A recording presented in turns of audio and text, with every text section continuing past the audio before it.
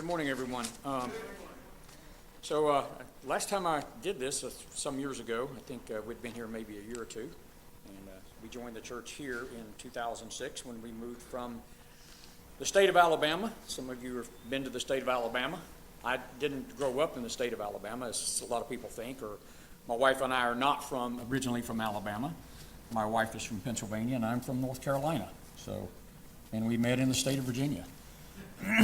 So, interesting. So as I begin this concept on, it's a series on how to train up a child. And so the first thing I'm going to preface this with is those who live in houses should not throw stones. In glass houses, I'm sorry. My wife and I live in a glass house, meaning that you can see our family. Okay, and you can put that slide up there, and many of you know them. Some of you may not know them all. But beginning up here on the upper left is our oldest son, Matthew, his wife, Sydney, and their children. Then we have Sean. Of course, you all know him as Pastor Sean. He's Sean to me. No disrespect when I don't refer to him as Pastor Sean. He's just our son. And then his wife, Katie, and their children, Seth and Sonny. Seth now lives in Florida. His wife, Sonny, Dills, and actually Sonny and Sydney are sisters. For those of you who did not know the Dill family that we're at church here. And then we have Caleb and Kelsey. That's Kelsey Lamphere. You know the Lampheres, and they live in Florida as well. He's in the Air Force there. Then we have Kristen, our daughter Kristen and Ryan, and they're sitting here. Then we have Timothy and Acacia are here. Katie and Joshua Yant. So I'm not a pastor, so I have a son that's a pastor, and then we decided to marry into a pastor's family. So that was somewhere along the line. I'm hoping that some of that will rub off, and I'll be a little bit better for it all. And then there's Aaron and Isabella McNeil. Don't see them here right now, but Aaron actually is working today, I think. So anyway, this is my glass house. And so anything that I say up here, you can throw stones at, because I can tell you that if you start speaking about anything to do with the home or your children are going to prove that you are not a perfect parent. And they're going to show that all the time. And as a parent, I'm going to show that I'm not a perfect parent. Interestingly enough, this quote, "Those who live in glass houses should not cast stones," was actually referred to by President Obama as a biblical verse. It isn't actually a biblical verse. It's not in the Bible. The closest that you can get to that is in Luke 6:41, and there's the same verses in Matthew as well. And "Why beholdest thou the mote in thine brother's eye, but perceivest not the beam in thine own eye?" So if the case is that in order to be able to teach something or learn something, that we have to be learning it from someone who is error-free, you don't learn much in life. Okay? You cannot learn anything about the family without somebody speaking about it that has failed in some aspect of it, in multiple times. And one of the things that I would tell parents today is the concept of many parents are so scared to do something wrong, they do nothing. I can tell you that doing nothing typically tends to chaos. The world is not evolutionary, by the way. It was created. Things left to themselves tend to chaos, not to order. So the fact is as a parent, when you engage, you're probably going to make some mistakes. When you say something, you're going to say some things wrong. When you do something, some of them will be wrong. Doing nothing is wrong. Okay?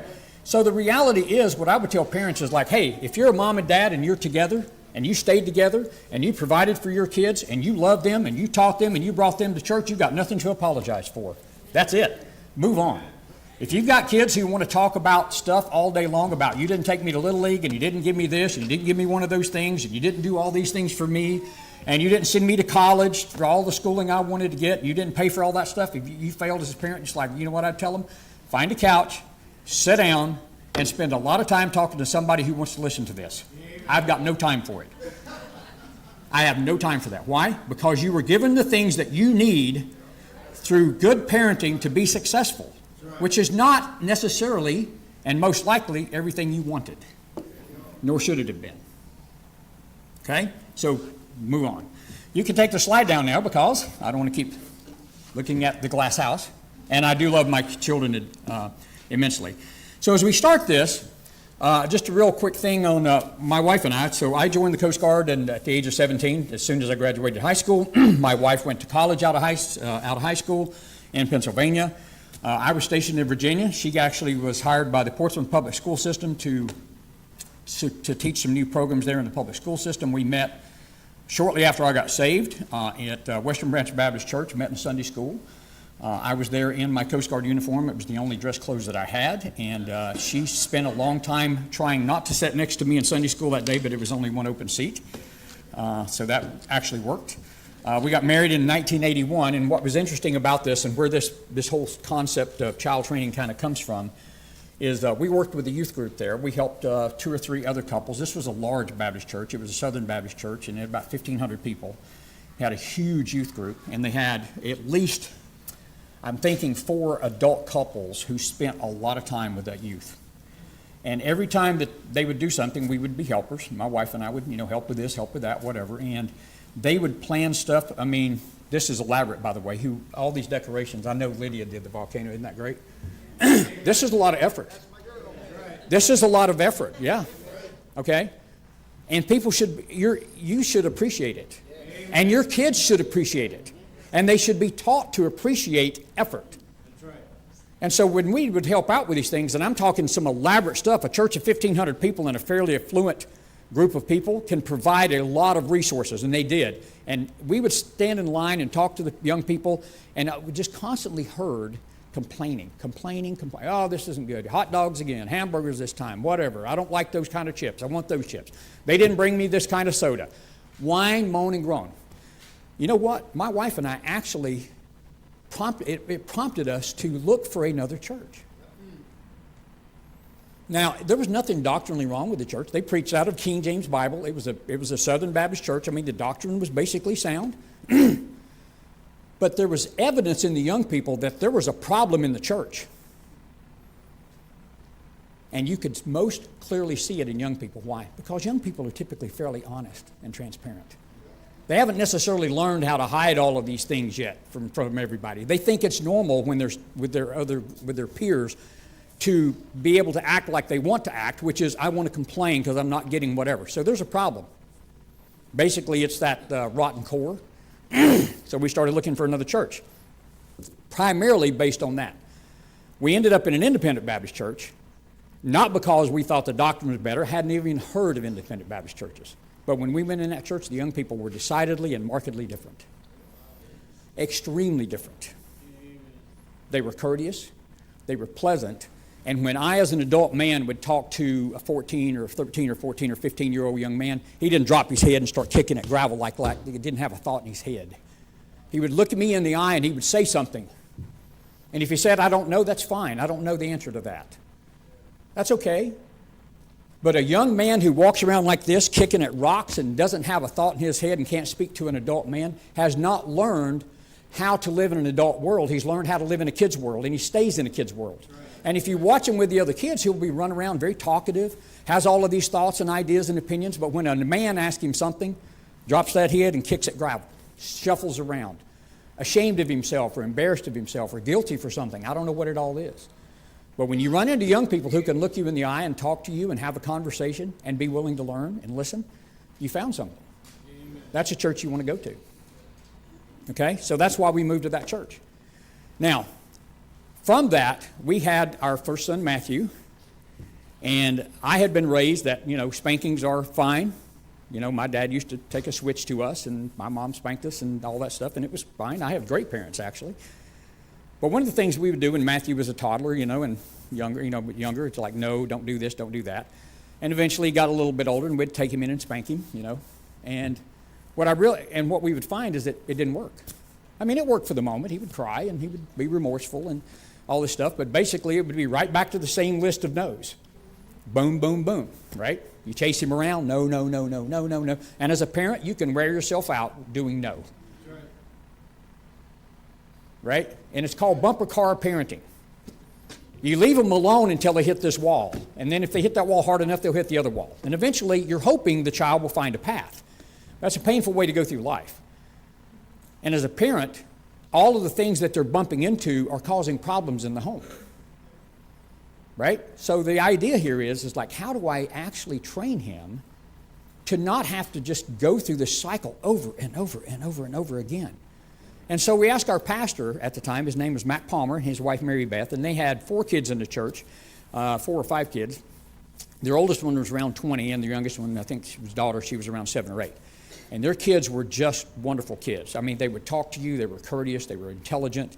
And if you wanted to sit down with the 13-year-old boy and have a conversation, he would talk to you about things, about biblical things. He would talk to you about world things.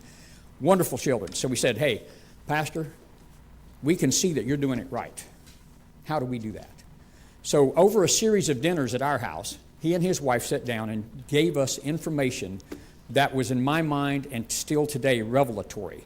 So most of what you're going to hear here is not made up by me. I didn't make it all up. I didn't just think of this stuff. Some of it I have learned, maybe some additional points and pieces. But so my wife and I credit Mac and Mary Beth Palmer with the idea of like, you don't have to keep doing this. And I'll just say this real quick.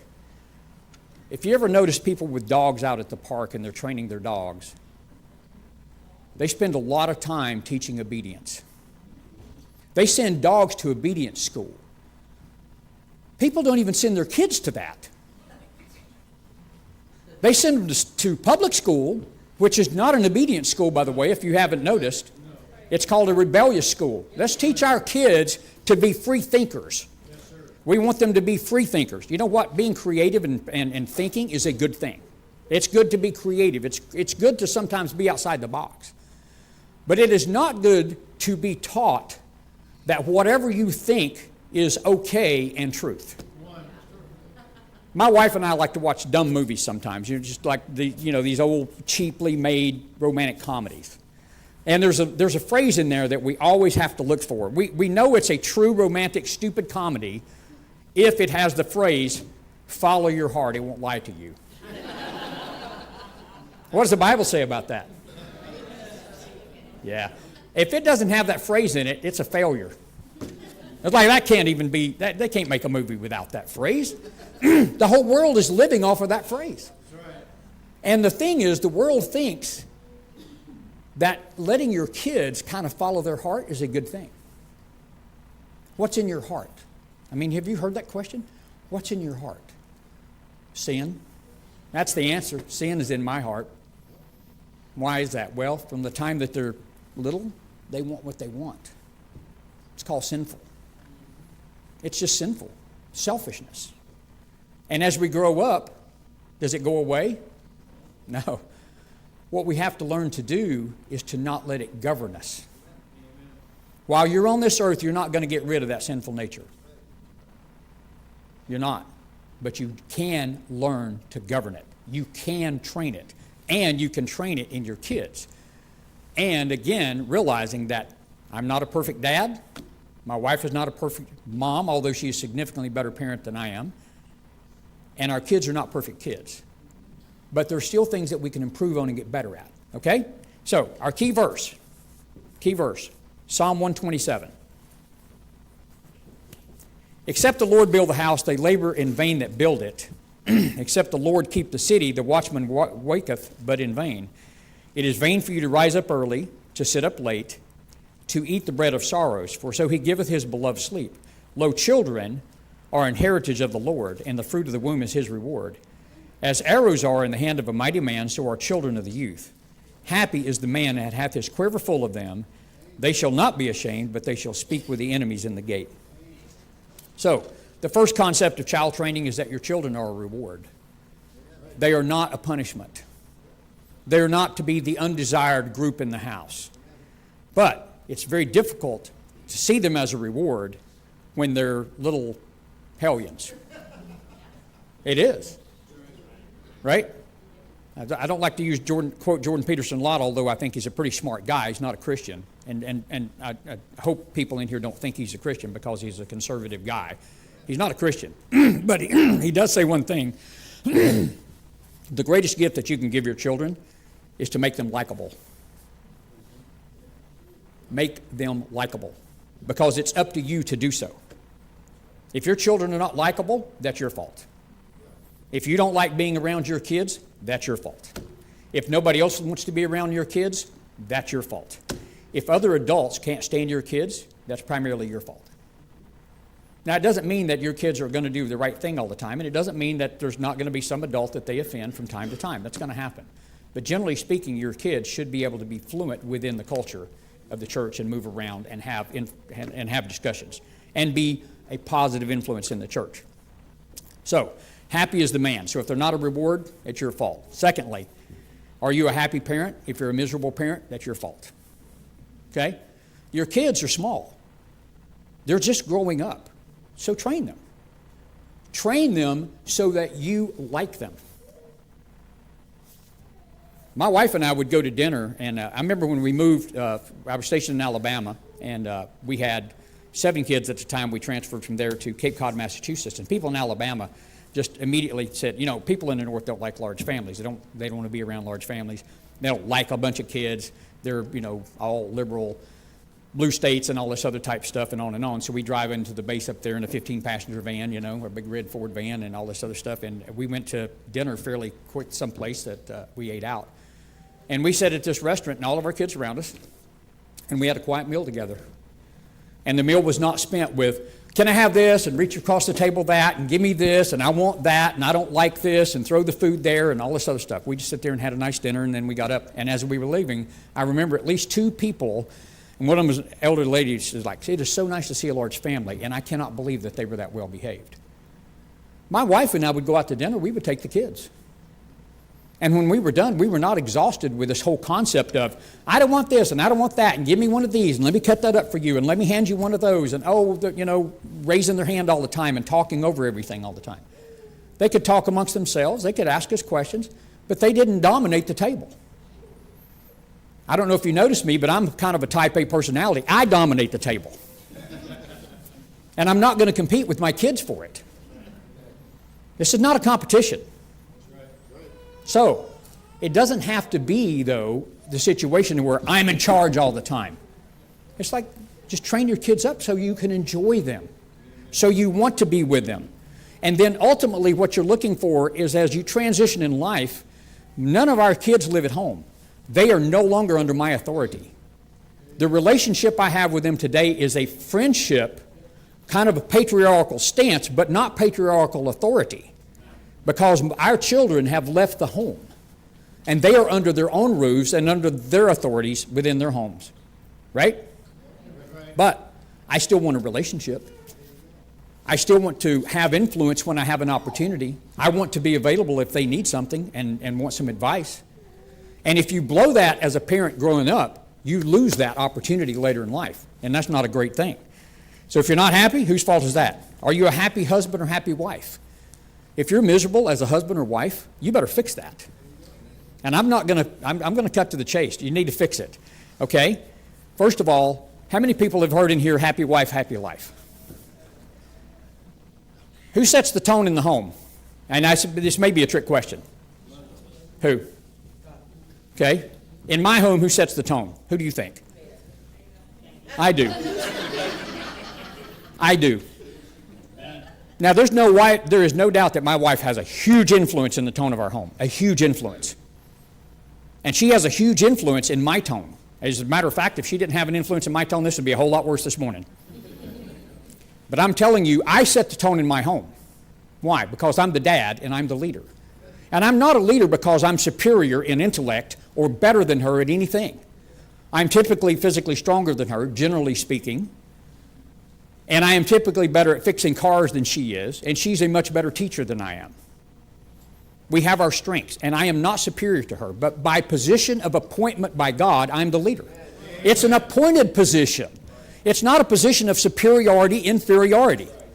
It is not I'm better than her, so I'm in charge of the home. It is, God said the dad is responsible. So we're going to talk about that some more. But I will tell you, I set the tone in the home. I come home from work, and my wife was like, okay, Seth and Caleb got in a fight, or Sean and Matthew got in a fight. And I don't think, blah, blah, blah. And you know what I'd say? Let them fight. I don't like them tearing up the house, but sometimes they did. Sometimes there were holes in doors and sheetrock and busted up stuff. Timothy and Aaron got in fights. And you could hear them, you know, as parents were up, you know, we're in the house, and you can hear the thumping in the bedroom, you know, and they're like trying not to scream, you know. And they didn't ever scream. They refrained from that. But you'd hear them go like that, you know, kind of like watching the Batman movies from old, like ugh. Sometimes they'd be outside, they'd play football, and they'd get into a fight. I'd let them fight. The rule was no weapons. You don't get to pick up a stick or a rock. You don't hit them with a bat. No weapons. Why? Because the tone in the home is young men need to learn how to fight. Because sometimes there's worth fighting. Sometimes you have to fight. And you cannot have them growing up in a home that's all feminine to where, oh, we can't have conflict. Or the only way to resolve a conflict is talk yourself to death. Nobody resolved World War II by talking to Hitler. I mean, a few people tried earlier. You know, how did that go for them? Oh, let's sign a peace treaty. Sometimes there's no peace. Sometimes there's an enemy. And sometimes young men need to stand up and fight. And sometimes you have to stand up and fight for your home. Men, set the tone in your home. Your wife should not set that tone. Now, it doesn't mean that your wife is not going to influence it. And I can tell you, when it comes to girls, I'd let my wife go deal with some of that. But it's my tone. Our house is going to do this. Secondly, when you're talking about setting the tone in the home, my wife can be offended, and so can I. How many in this church have been offended by people in church before? Come on, yes. If you didn't raise your hand, you just, come on. You hadn't been in church. You're going to get offended. And sometimes you're going to have to go talk about that with your wife. And sometimes you're a little angry about it. Now, here's the difference here. Let me tell you the difference between guys and women. First of all, if you're a woman, you can be upset. Guys can't be upset. It's not a guy thing. Guys are mad. They're either not mad or they're mad. Okay? I don't like the upset thing for guys, so if you're a guy, don't say, oh, Dad, I didn't like my wife. I'm so upset by that. Go back until you get mad, then we can talk. You're somewhere in between I'm happy and I'm mad when you're kind of like wavering in the upset world. Make a decision here. Are you mad or not? Okay? But, you know, that's kind of the concept of a dad, right? A little bit. But the reality is, the tone that you're going to set in the home is, okay, now we've discussed it. And you know what we're going to do? The right thing. We're going to go back to church. We're going to participate. We're going to pay our tithe. We're going to honor God. We're going to go do these things, and in so doing, then the emotions will follow that, and we're going to correct that. And that feeling of offense and that feeling of I'm angry about something or whatever goes away. Why? Because you're doing good things. And that's the tone that men set. Women, generally, as a group, will be a little bit more emotional about that. And that feeling of anger or upset or having their feelings hurt doesn't just go away. It's the man's job to set the tone, to lead out of that. We're going to lead out of this anger. We're going to lead out of this frustration. Why? Because we're going to go do good things, and in so doing, we're going to feel good things. Our pastor in Alabama used to say all the time, he's like, you want to feel good? Go do good. It's an action. That emotion of feeling good will follow the action of doing good. Okay? So the next one is, do you and your wife agree on child training? If you have children now, do you agree? If you do not agree, you need to figure it out. And we're going to go over the next few weeks of this, a lot of details and a lot of tools to help you do that. But if you two disagree, you better learn to figure that one out really quick. You should be motivated to fix that. There should be 100% agreement. If you do not have agreement on child training, it's called a divided house. Okay? It is a divided house.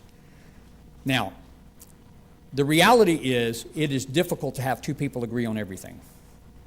It's impossible, actually. My wife and I do not agree on everything. Sometimes we have to sit down and talk about our disagreements. And as I said, my wife is smarter in a lot of things than I am. And sometimes, as the leader in the home, I will say, okay, you've got more information about that than I do. You're smarter about that. You're better trained than me. So I will say, we'll go with your thought on that. I'm still the leader. I'm still responsible for the results. But it doesn't necessarily mean that I'm the dictator in what I think is right. Sometimes my wife, and there's a lot of cases where my wife is actually right. And my job as a leader is to say, okay, that's a good thing. My wife is right about that, and she's got the better information and the better answer and better solution. Let's do that. Sometimes it's an amalgamation of our ideas. And sometimes I'm right. And sometimes we're going to do it my way, not because I necessarily know the answer is perfect, but sometimes it's the best we have. And we have to go a unified direction. Unified direction. We cannot go off in split directions.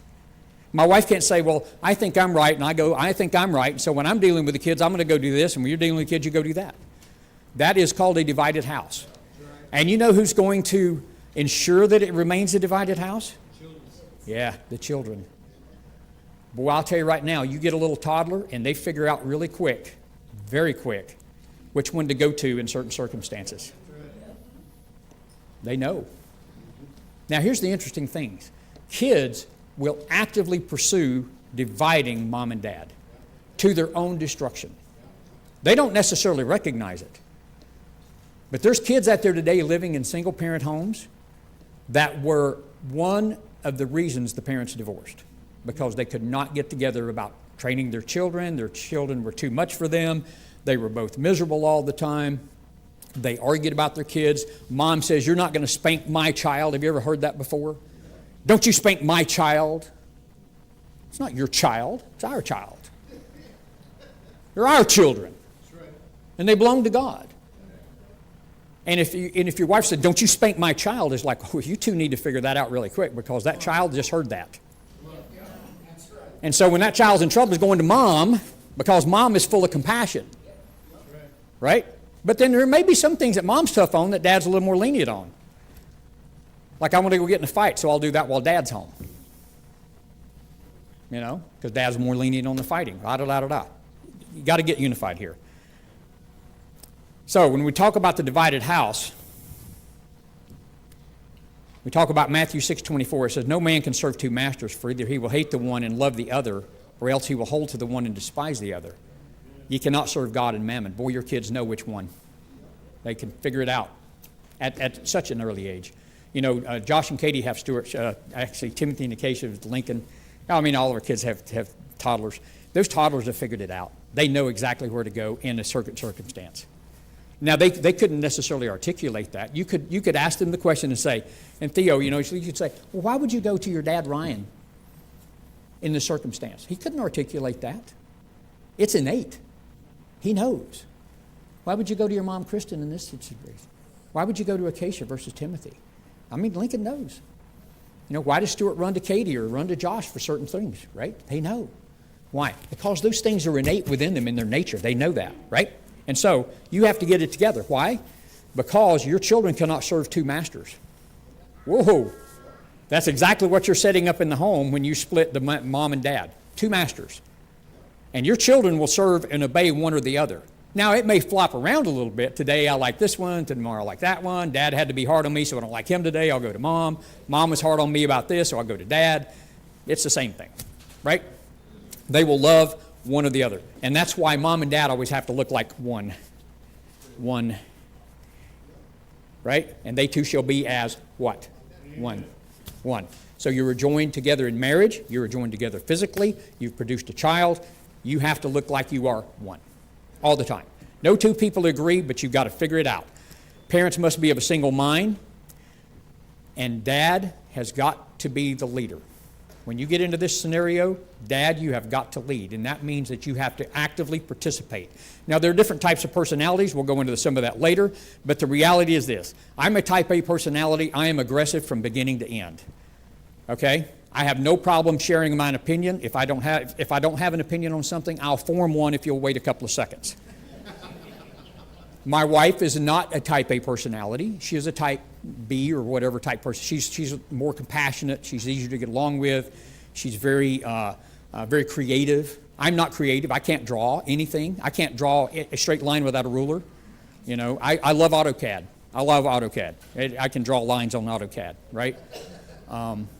And I like the fact that I can type in how long I want the line specifically, right? So I don't have to guess at it. My wife can freehand draw. We got our son Matthew's really good at art. Some of our kids are very creative. Kristen is very creative, and other of our kids are more, functional or mechanical, let's say. And the personalities are different, very different between creative type people and those that are not as creative. But the reality is that between my wife and I, we have to kind of figure out how that works together, right? And as the dad, I have to stop being a type A sometimes and let my wife talk. And I have to listen to her. And sometimes I have to extract the information from her because sometimes I've hurt her feelings. And when I hurt her feelings, she doesn't want to talk about it. She wants to stop talking. Now my job is to pull it out of her. We're not going to bed. We are not stopping talking about this until it's resolved. We are not going to let it go until it's fixed. And as the dad, I can't say, "Well, you've hurt my feelings. I'm just going to go to bed. We'll talk about it later." And sometimes I'm exhausted. And sometimes my wife is exhausted, and you know what that means. Sometimes you just want it to get over. It's like, let me just go to bed. And sometimes you think, if we just don't talk about it, it'll get better over time. Guys, how many times has that ever happened? Did it ever get better? It does not get better. It just gets worse. It goes deeper. And then one day when it blows up like this, right? Like one of these, you see all this lava come flowing out, and you're like, where'd that come from? All of that stuff that was under the crust of the earth, right? It's all under here. Now it's going to boil out because you haven't dealt with it. On and on, right? So you deal with that, and you get that together. And Dad, your responsibility to do that. Ecclesiastes 4, 9 through 12 says, 2 are better than one because they have a good reward for their labor. For if they fall, the one will lift up his fellow. But woe unto him that is alone when he falleth, for he hath not another to help him up. Again, if 2 lie together, then they have heat. But how can one be warm alone? And if one prevail against him, 2 shall withstand him, and a threefold cord is not quickly broken. Parents, you're a benefit to each other. Look at each other like a benefit. Team up together. You're in a fight. And I'll tell you, one of the things my wife and I have been talking about a lot is when Sean told us, they wanted to do the family series at the church, is like, what is so different today in raising kids than when we raised our kids? And it's vastly different. Amen. One of them is a phone. That little thing right there, huge, huge. We're talking about when we were raised. I was raised in the mountains of North Carolina, no stoplights in the entire county. I think there were like 5,000 people that lived in the county, something along that line. And I can tell you as a young man, had I wanted to find pornography, it would have taken a search. And I don't remember to this day, not saying it didn't happen, but I do not remember a store that sold it. I do know you could never see it up. And if you wanted it, you would have had to go into the register and ask the clerk, can I have the X? Vocally. Now, if you were an adult man, you might have been able to buy it. Okay? But then everybody in the county knows you did. Everybody knows. Why? Because the clerk was most likely a lady, and she's going to go, your husband bought whatever. It wasn't, I'm not saying it didn't exist, but it was difficult as a young man to have all of that stuff just in your head all the time. And today, it's not only, you don't have to search for it, it's shoved at you all the time. You go online and something is going to try to shove something at you all the time. You go down the road, billboards. You go in the grocery store, now they have the family-friendly cash register aisle. Why do they do that? Because there's pornography on the other ones. Amen. It's just out there in public. Raising kids today is different than when we raised kids. And then when we were raised, it was vastly different. So if you're a parent today, you better learn some cultural things that are going on. You need to educate yourself. Now, there's another thing, and we're going to talk about this in much more detail later, about social media and all those other types of things, which I'm not a part of. So if I don't know the technical jargon on social media, I'm not going to learn it, so don't try to teach it to me. My son Seth the other night was calling us, and he did some video thing, and I'm like, I was like, how do I turn on the video thing? He's like, Dad, for a guy who's tech savvy, because I dealt with a lot of technology over the years, you're not very tech savvy. I'm like, I don't want to be. I don't want to know. I don't want to know that. I really don't care about that. I don't want to learn that thing. Okay, so some of the social media stuff I don't necessarily care about. However, your kids are in it. They're looking at it. It's all over the place, and it's everywhere. There's a lot of things that we can talk about later, and we will about some of that detail. But the reality is your mom and dad get together on those things and make some decisions about those things and understand the culture in which you're raising kids, because it is vastly different than when Veda and I raised our kids. And we're going to talk about some of those changes as we go through this. You need each other's support. You need the knowledge of each other. So men, because you're the leader, don't discount the knowledge of your wife. And ladies, just because your husband may not be as compassionate as you and feel like this or that, doesn't necessarily mean that you don't have some things that you need to bring into the marriage and into the child training. I'll say this real quick. My wife is very compassionate, and Sean will remember this, but we were in Alabama. We had about a 3.5 acre yard, and it was all mostly yard, and we had tons of trees, like 500 or 600 trees out there, I guess something. It was a bunch. And fall, there was a bunch of leaves. And so, I had chores for the kids to do all the time, and so Matthew and Sean I think Matthew was probably around 7 or 8 or something like that, and Sean would have been 6 or 7. And they're complaining, oh, we have to work all the time. That's all we do. Work, work, work. Dad comes home, we have to work. We have to work. And it's like, all we do is work. And I'm like, you've never done a full day's work in your entire life. Oh, Dad, that's all we do is work. And so this Saturday came, and I think I got them up about 5:30 or 6, and they had breakfast. And they didn't eat again until dark. And I think it was actually summertime, probably. Yeah, it was summertime, because it was really hot. That's right, it was summertime. And they got to drink water. They had plenty of water. But my wife would stand at the patio door and look at them. Can they have a sandwich? Can I get them some food? I'm like, nope. Nope. Nothing. They're going to do a full day's work. And they worked from probably 7 or 8 in the morning till about 8 or 9 at night. They worked. They didn't sit down and take breaks. There was no nap time. There was no break time. There was no 15-minute break. They stopped and drank water. And guess what? They survived. They didn't starve to death. And that's the first thing they'll say. I'm so hungry, I'm going to starve to death. Look, kids, people that try to starve themselves to death live 40 days. Okay? You are not going to starve today. But what you're going to learn at the end of today is what a full day's work looks like.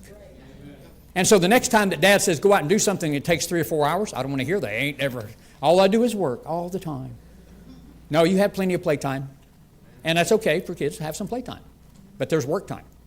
Now, had my wife been in charge of the whole world that time, maybe they'd never learned that whole day's work, because my wife sat there with a little tear in her eye. And the boys would stop and look at her. Oh, Mom.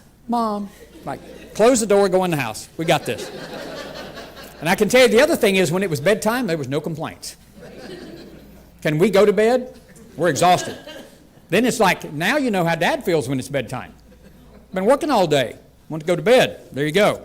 So, work together, recognizing that you need both parents and both types of personalities to raise your family.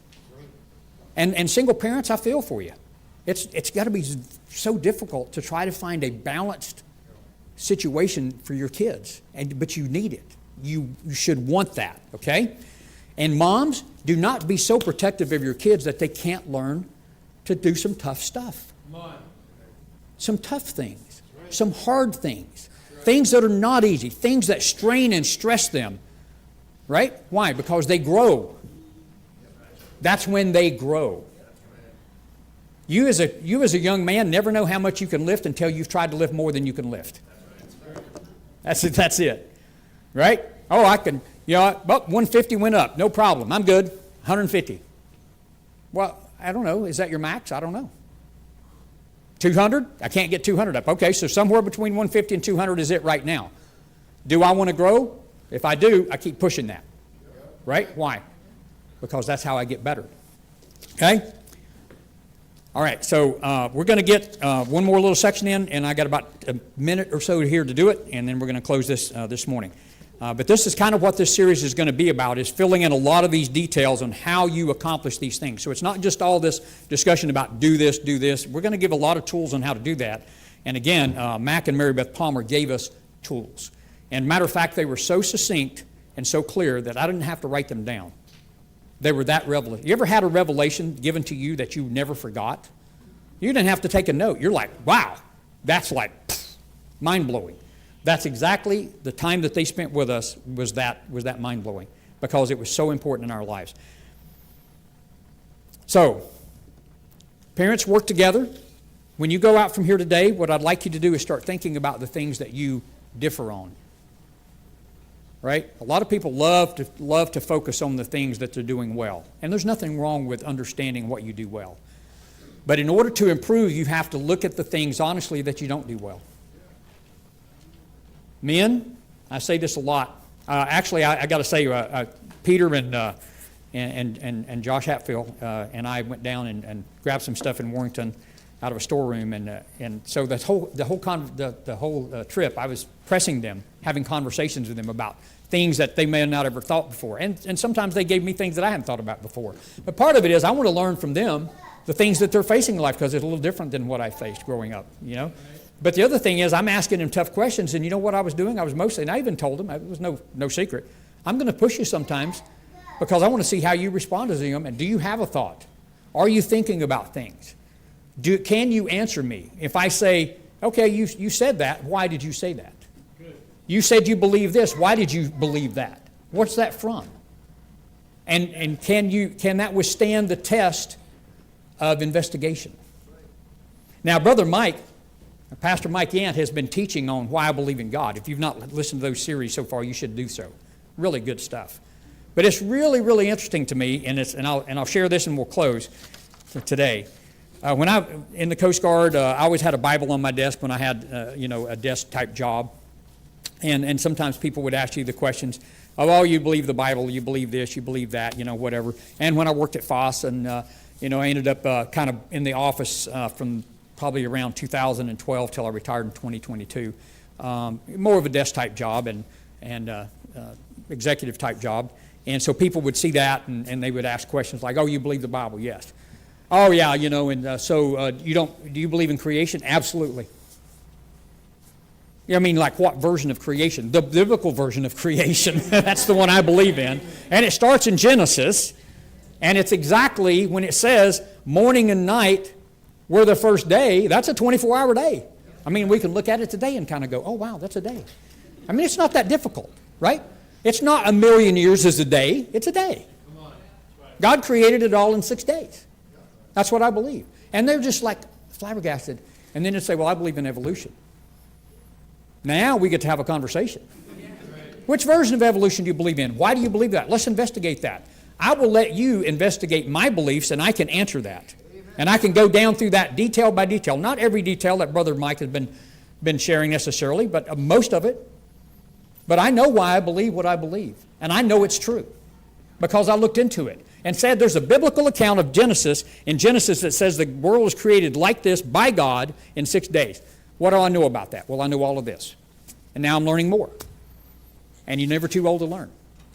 But as a young man, young lady, you should be able to give an answer of why you believe what you believe. And you should be able to be pressed by adults in a difficult conversation and be able to stand up and say, at some point, maybe, I don't know the answer to that. But I think I need to know. I think I need to find out. And that's what this series is about. If you don't know something, it's time to do that. So as we get into the other parts of the series, it'll be a little bit interactive. We're going to have some Q&A time. We're going to have some things that I'm going to ask you about, some things you can share, some things you may not want to. But I'll try to be as honest and transparent as I can be, and I'll share with you my faults if you want to know them. There's a long list, or if you really want to know the entire list, my wife has it. So we can close in prayer and get ready for the morning service. But thank you for being here today, and I'm excited to present this, and again, hopefully you'll get something out of it. Father, we thank you for the time that you've given us today. We thank you for each one who's here.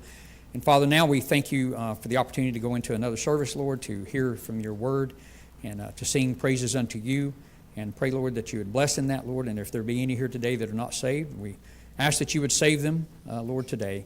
And Lord, as we go into VBS, we just pray that you'd just be opening kids' hearts, Lord, touching them now, helping them to be able to be here each day, learn your word. Thank you for all those who put so much effort into the setup here, Lord. It's such a beautiful thing. And Lord, we just look forward to this coming week. In Jesus' name, amen.